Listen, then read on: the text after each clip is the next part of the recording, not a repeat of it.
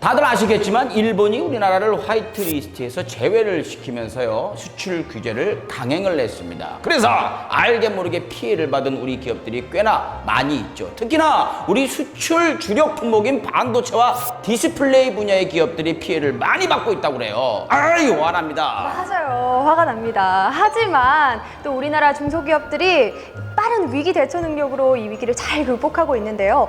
특히 이 반도체라는 분야가 참 정밀 산업이잖아요. 그래서 부품 하나 깎는 이 절삭 공구도 일본의 의존도가 참 높았다고 하는데요. 네, 이 얘기를 하는 이유는 우리나라 기업이 그 절삭 공구를 국산화했다는 얘기입니까? 네, 맞습니다. 우리나라에서 반도체 산업에 사용되는 초정밀 절삭 공구를 개발했다고 합니다. 어딘지 궁금하시죠? 똘똘한 기업 만나러 가야죠. 네, 바로 창원으로 떠나봅시다. 우리 정부의 반발에 미국이 중재에 나섰지만 아베 총리가 결국 강행을 결정한 것으로 보입니다. 2019년 8월 28일 일본 정부는 안보상 수출을 금한다는 화이트리스트에서 한국을 배제했다. 이로 인해 세밀한 작업이 필요한 반도체 등 일본 수입 의존도가 높았던 국내 제조 및 생산 회사들은 절망적이었다. 그러나 반도체 부품 가공 기술의 핵심인 커팅 툴을 제조한 국내의 한 중소기업이 해결책을 제시했는데 실리콘 웨이퍼 가공용 절삭 공구, 즉 다이아몬드 초정밀 헬릭스 마이크로 드릴을 개발한 것이다.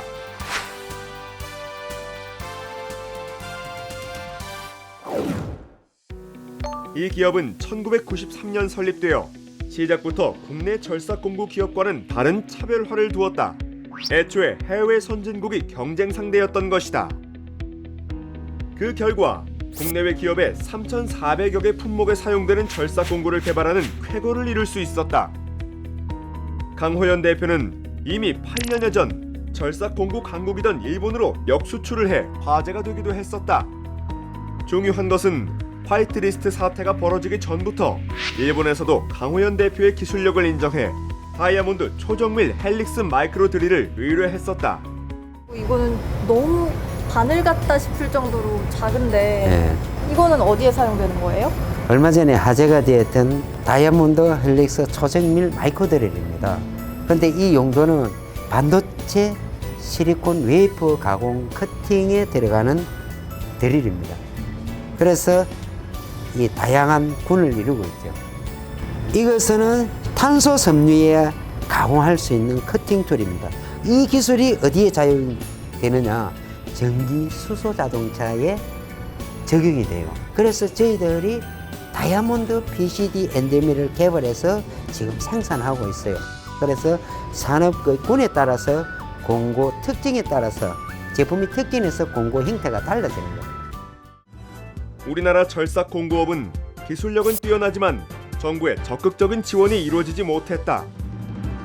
그래서 일본은 우리나라 중소기업 공구들을 수입해 역으로 다시 우리나라로 수출하는 경우들이 벌어지곤 한 것이다.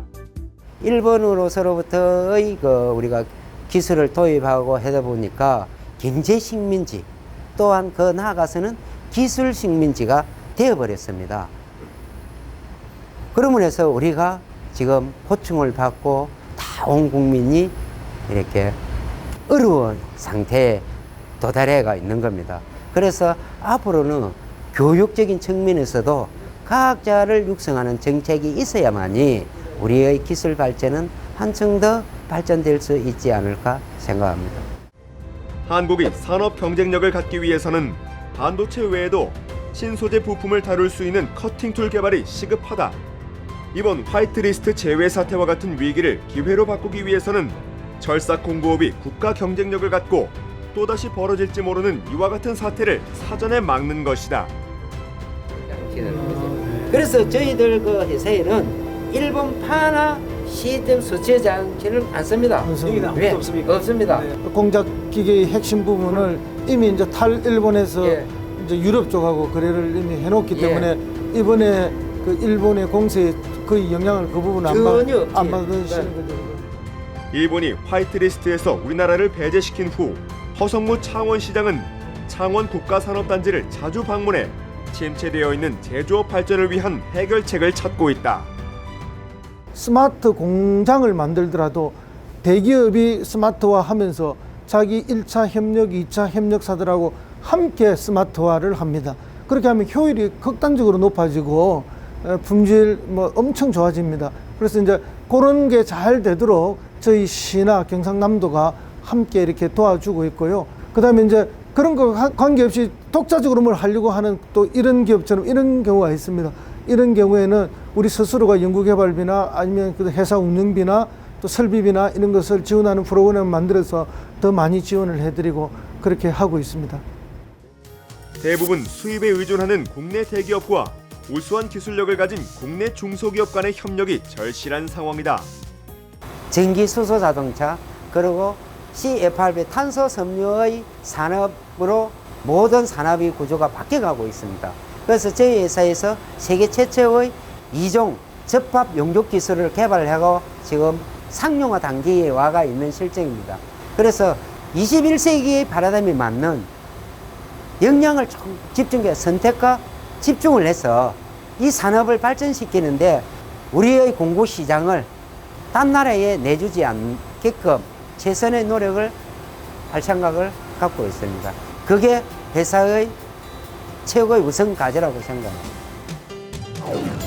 선진국을 경쟁 상대로 기술력을 키우고 한국의 기술력을 후세에 물려주기 위해 원천 기술을 확보하고자 노력하는 중소기업들. 한국만의 경쟁력으로 미래 산업을 선도하기를 기대합니다.